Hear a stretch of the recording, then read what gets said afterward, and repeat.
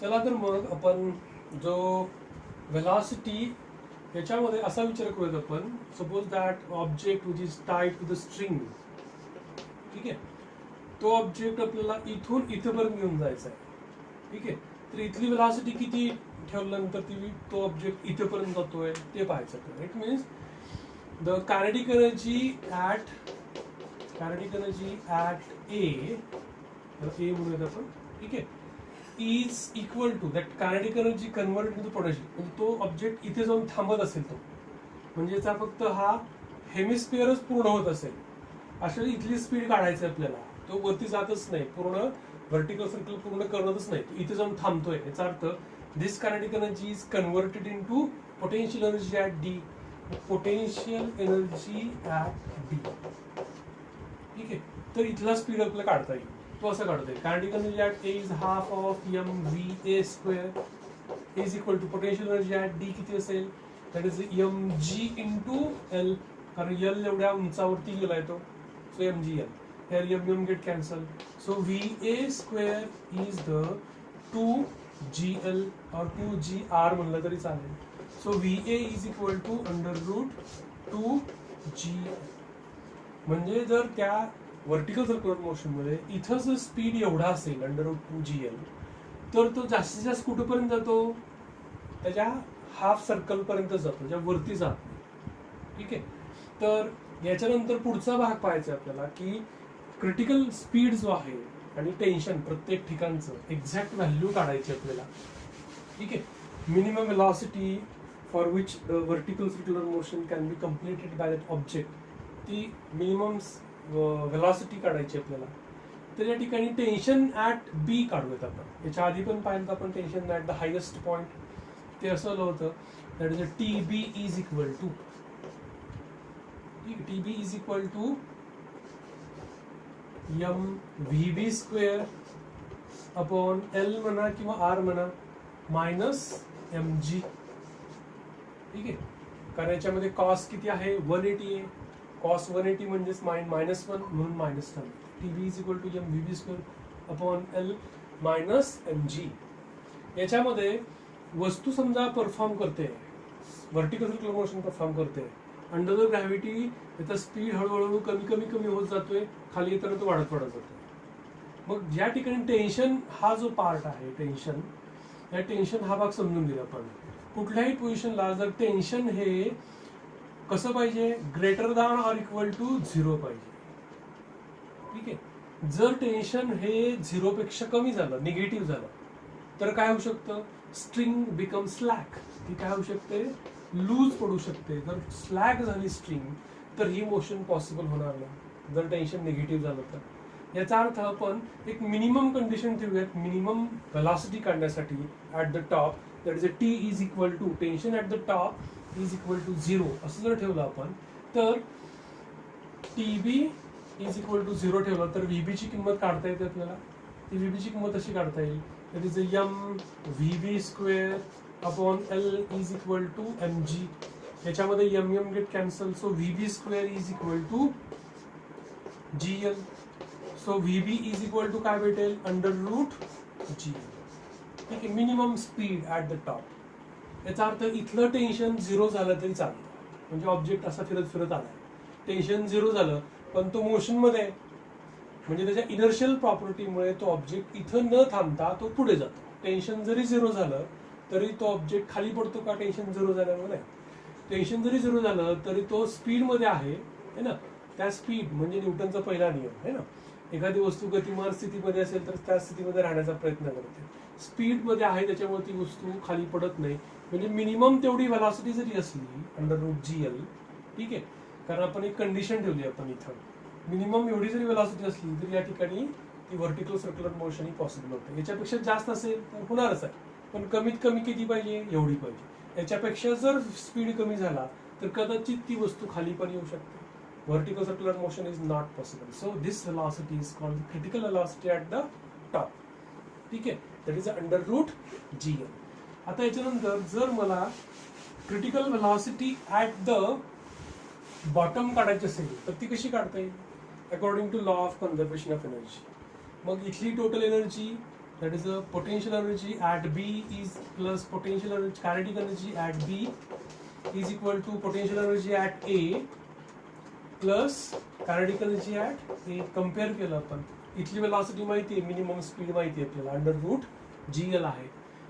तर याच्यामध्ये B या ठिकाणचं पोटेन्शियल एनर्जी किती असेल, mg इंटू हा L अधिक हा L 2L, म्हणजे इथे H च्या ठिकाणी काय येईल 2L, प्लस तिथली या ठिकाणी kinetic energy half of mvb square is equal to, आता A या ठिकाणची पोटेन्शियल एनर्जी आपण बॉटमला आहे म्हणून त्याची पोटेन्शियल एनर्जी 0 गृहीत धरूयात आपण, plus kinetic energy at A that is half of mva square, की जो काढायचा आहे आपल्याला.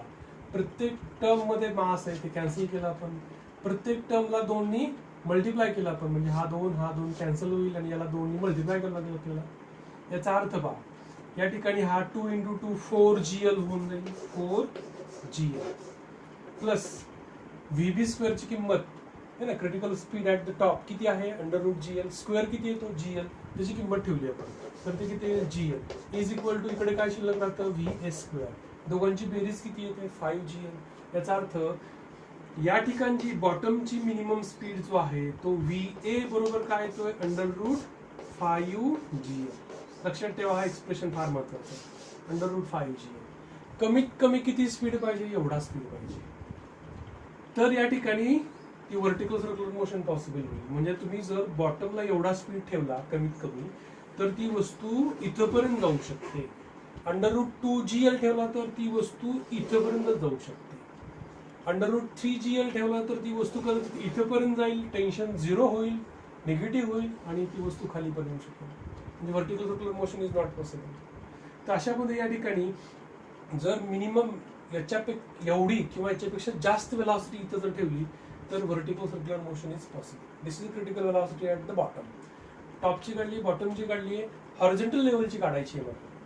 तर या ठिकाणी या 2 ठिकाणची पोटेन्शियल एनर्जी कम्पेअर केली आपण. इथं फक्त मी थोडासा बदल करतो, VA च्या ठिकाणी काय करतो मी, इथं D ठेवला, ठीक आहे. तर इथं पोटेन्शियल एनर्जी किती असेल,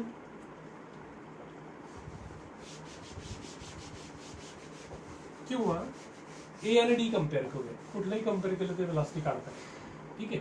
इथली पोटेन्शियल एनर्जी 0 आहे म्हणून आपण काय करूया, A आणि D कम्पेअर करूया, A आणि D, ठीक आहे. पोटेन्शियल एनर्जी ऍट A किती आहे, 0 आहे. तिथली कायनेटिक एनर्जी किती आहे, हाफ ऑफ mva स्क्वेअर, की जो किती आहे 5GL आहे, is equal to potential energy D ची पोटेन्शियल एनर्जी किती असेल, किती उंचीने तो पॉइंट वरती गेलाय, L एवढ्या उंचीने वरती गेला mgl, प्लस त्या ठिकाणची kinetic energy that is half of mvd square. आता प्रत्येक टर्मला व्यवस्थित पहा, याच्यामध्ये m कॅन्सल होईल, प्रत्येक टर्मला 2 ने डिवाइड मल्टिप्लाय केलं, हा 2 कॅन्सल केला, इथं 2 जास्तीचं येऊन जाईल. याचा अर्थ 5GL is equal to 2GL plus VD square. याचा अर्थ 5GL मायनस 2GL किती येईल, 3GL. So VD square is equal to 3GL. So VD is equal to under root 3GL. Okay, लक्षात ठेवूयात आपण. टेन्शन काढायचं आपल्याला, पण प्रत्येक ठिकाणची क्रिटिकल स्पीड जो आहे, टॉपचा किती भेटला, अंडर रूट GL, बॉटमचा अंडर रूट 5GL, हॉरिझॉन्टलचा इथला आणि इथला सारखा असेल, that is under root 3GL. आता याच्यानंतर जर इथं 2GL असेल, अंडर रूट 2GL असेल, तर ती वस्तू जास्त इथपर्यंत जाते, तेही लक्षात ठेवत आपण. आता टेन्शन मला काढायचं आहे, टेन्शन मधला फरक काढायचा आहे. तो फरक आपण थेरीमध्ये पाहिलेला आहे. तो फरक या ठिकाणी किती येतो, जवळपास 6 mg येतो, ठीक आहे. जर दोन्ही ठिकाणचं टेन्शन मधला फरक काढला, इथलं टेन्शनचं एक्सप्रेशन माहिती आहे आपल्याला, काय आहे, TA is equal to mva square upon L plus mg. Okay, इथलं टेन्शन. TB बरोबर फॉर्म्युला काय आहे, TB बरोबर mvb square upon L minus mg. हे दोघांची वजाबाकी केली आपण फक्त, म्हणजे काय केलं, TA मायनस TB केलं, ठीक आहे. तर याच्यामध्ये काय कॅन्सल होऊ शकतं, TA मायनस TB, ही टर्म मायनस होईल, ही टर्म प्लस होईल. ठीक आहे. तर याच्यामध्ये या ठिकाणी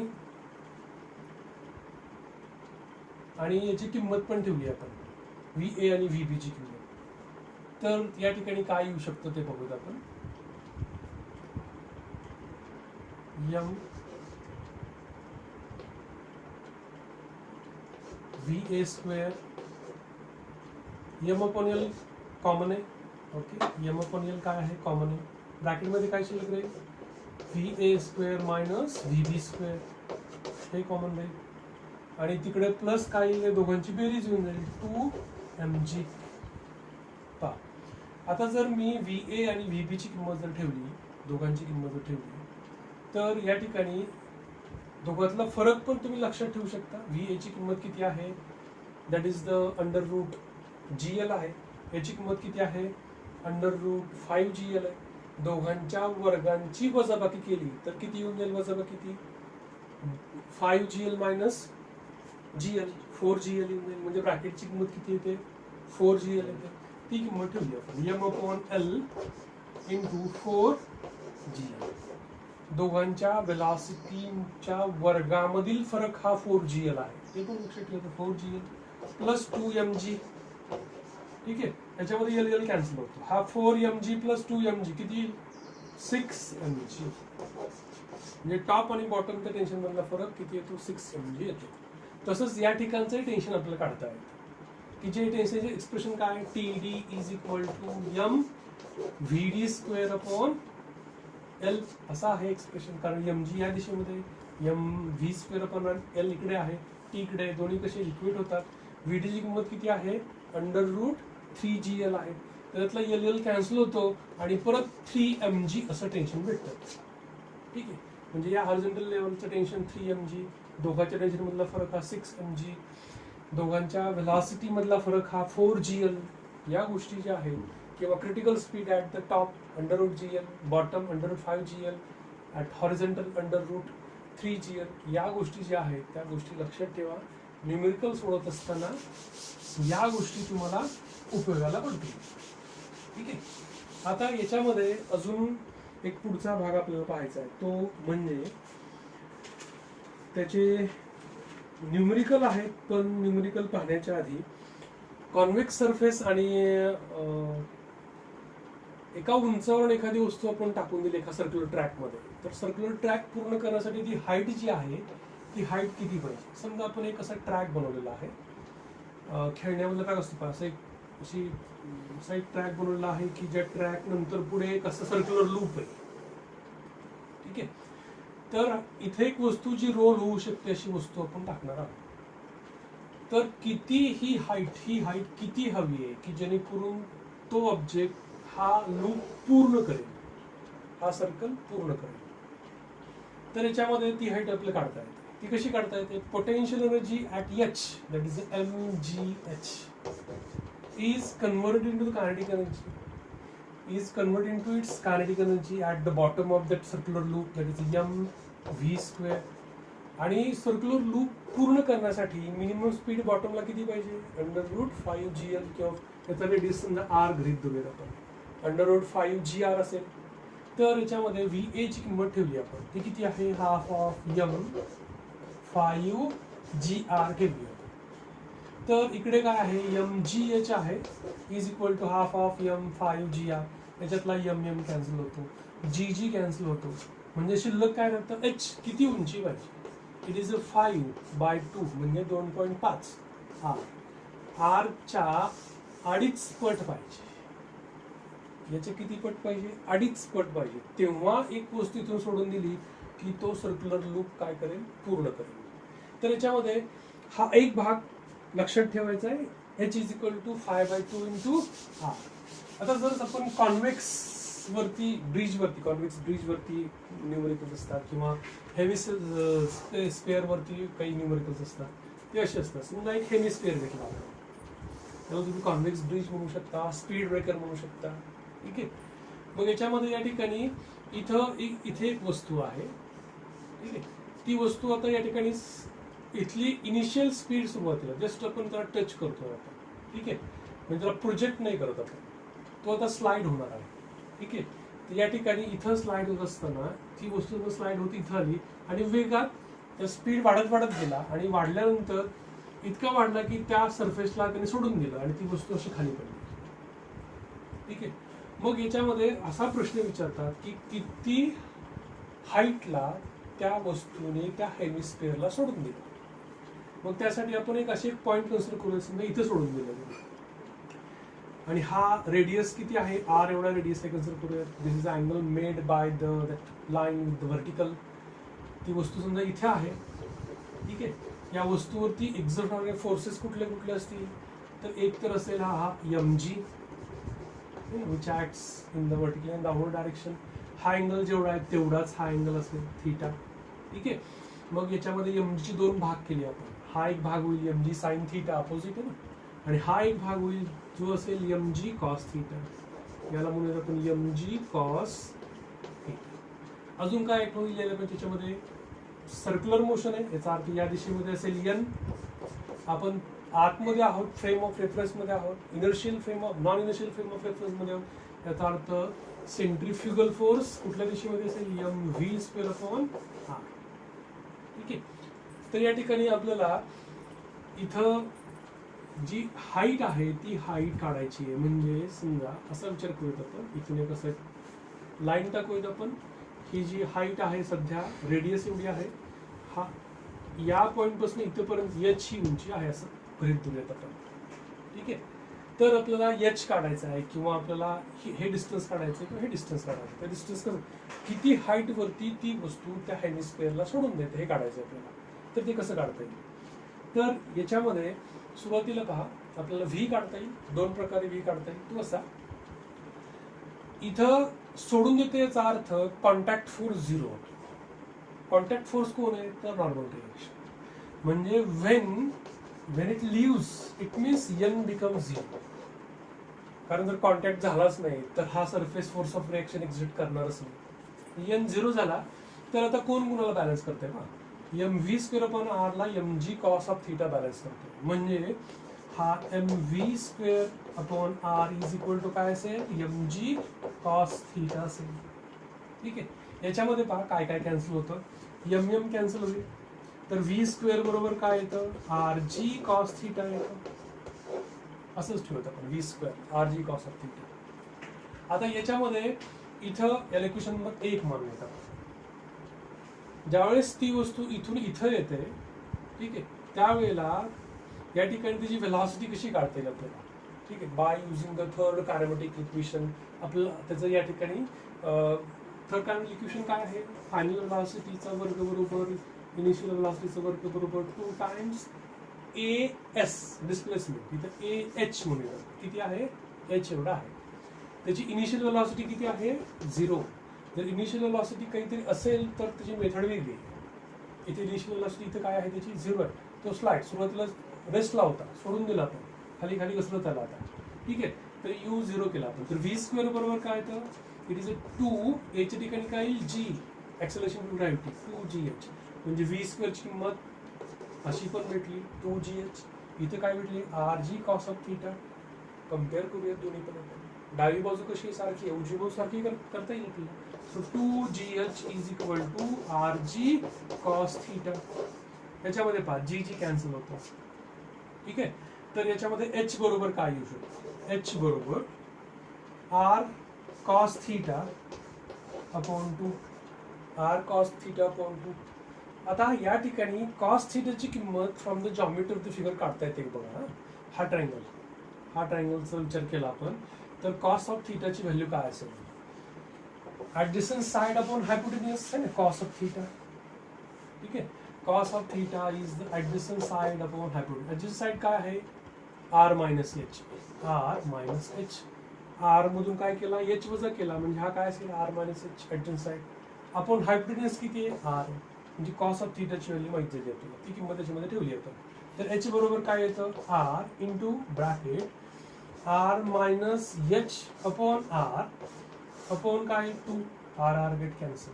सो h बिकम्स, तर h बरोबर काय, h इज इक्वल टू, हा r कॅन्सल होईल म्हणजेच r मायनस h अपॉन 2 असं येतं हे. मी हा 2 इकडे घेतला म्हणजे 2h इज इक्वल टू काय r मायनस एच. तर r बरोबर काय येईल, हा मायनस एच इकडून प्लस एच होईल. याचा अर्थ r बरोबर काय येतो 3h असा येतो. तर h बरोबर काय येईल, तर h बरोबर फायनल एक्सप्रेशन लक्षात ठेवायचं फक्त आपल्याला. h बरोबर येतो 1/3r किंवा r/3. जर तुम्हाला त्याचा रेडियस माहीत असेल तर तो इथून किती हाईट वरती ना, इथून किती हाईट वरती त्या वस्तूला तो सेमीस्क्वेअर सोडून देतो. किती हाईट वरती r/3. हा जर r/3 असेल, वरचा जर r/3 असेल तर हा खालचा किती असेल, दोघांची बेरीज किती आली पाहिजे, r आली पाहिजे. याची आणि याची बेरीज किती आली पाहिजे, r आली पाहिजे. याचा अर्थ याची किंमत काय असेल, दोघांची बेरीज किती आली पाहिजे, r. काढता येईल तुम्हाला. जर याची किंमत r/3 आहे तर याची किंमत किती असेल, हे 1/3 आहे तर हा 2/3 असेल. ठीक आहे. म्हणजे ही जर हाईट काढली आपण फ्रॉम द ग्राउंड मधला, आपल्याला ग्राउंड मधला फ्रॉम द ग्राउंड किती उंचावरती तो सोडून देतो त्याला, ते जर काढलं आपण तर ती हाईट किती होऊ शकते, दॅट इज 2/3r येऊ शकते. कारण 2/3r प्लस 1/3r दोघांची बेरीज किती आली पाहिजे, r आली पाहिजे. ठीक आहे. बघा बेरीज r येते का, 3/3 है ना, 1 म्हणजे r येते. म्हणजे हे जर r/3 असेल तर हा किती असेल, 2/3r असेल. हे दोन्ही एक्सप्रेशन तुम्हाला लक्षात ठेवायचे. अशा म्हणजे या ठिकाणी याच्यामधले जे न्यूमरिकल्स आहेत ते न्यूमरिकल्स आपल्याला पाहायचे. ठीक आहे. तर एक न्यूमरिकल पाहूया. ठीक आहे. तर न्यूमरिकल कसा आहे, एमसीक्यू कसा आहे पहा. तर तो पहिला न्यूमरिकल, पायलट, एक पायलट आहे of mass 81 kilogram loops the loops with the steady speed 300 km/h. पायलटचं मास आहे 81 किलोग्राम. तो अशा या सर्क्युलर लूप मध्ये फिरतोय विमान घेऊन. ठीक आहे. आणि त्या स्पीड आहे, त्या एअरप्लेनचा स्पीड आहे v is equal to 300 km/h.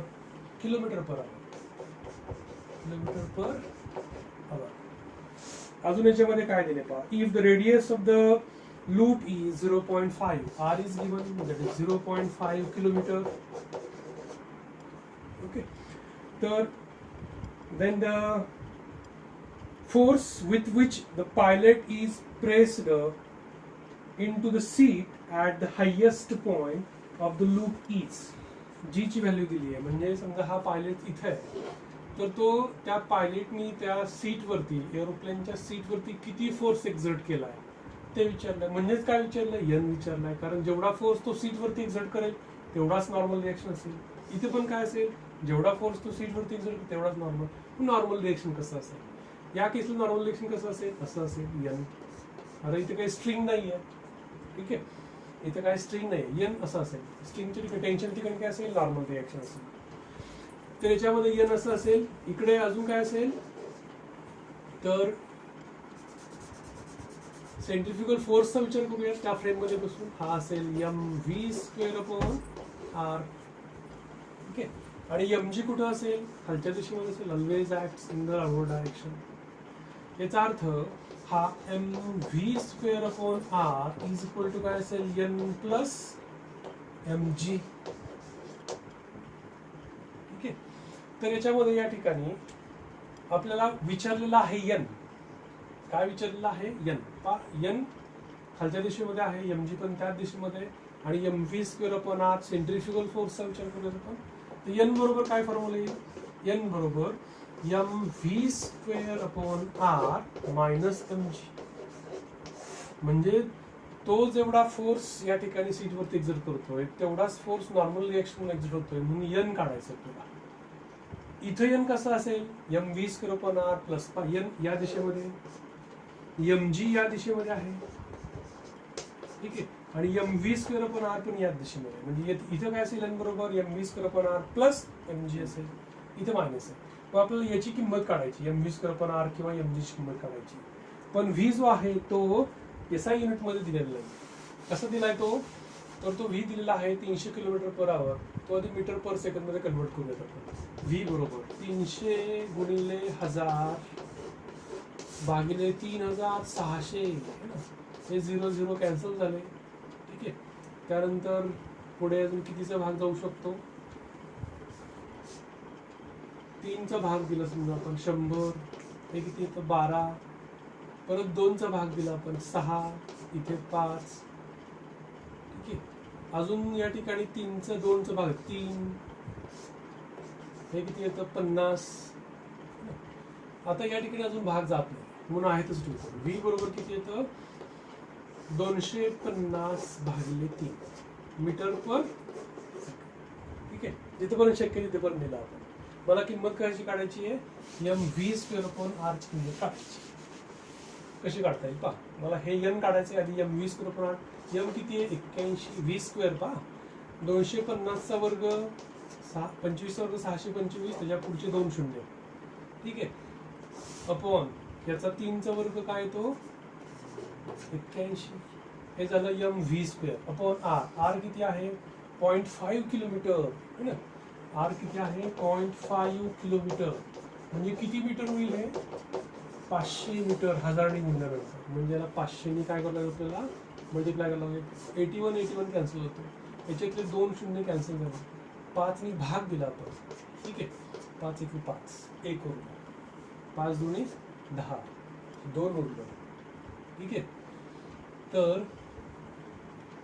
5 5 25. ठीक आहे. तर याच्यामध्ये आपल्याला 500 मीटर.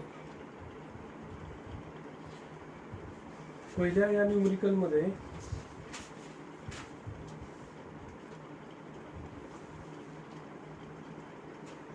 12 25 250 भागिले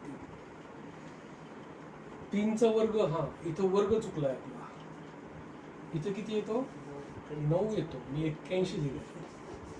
ठीक आहे. इथं जर आपण भाग दिला तर इथं किती येईल 9, म्हणजे 125 गुणिले 9 करायला लागेल आपल्याला. ठीक आहे. 125 गुणिले 9 किती येईल मग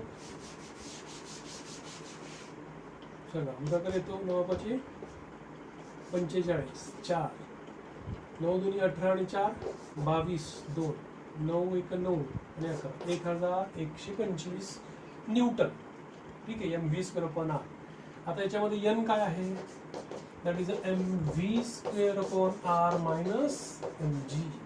M V square upon R ची किंमत काढली 1 1 2 5. एम जी म्हणजेच इट इज 81 × 10 810 होतं.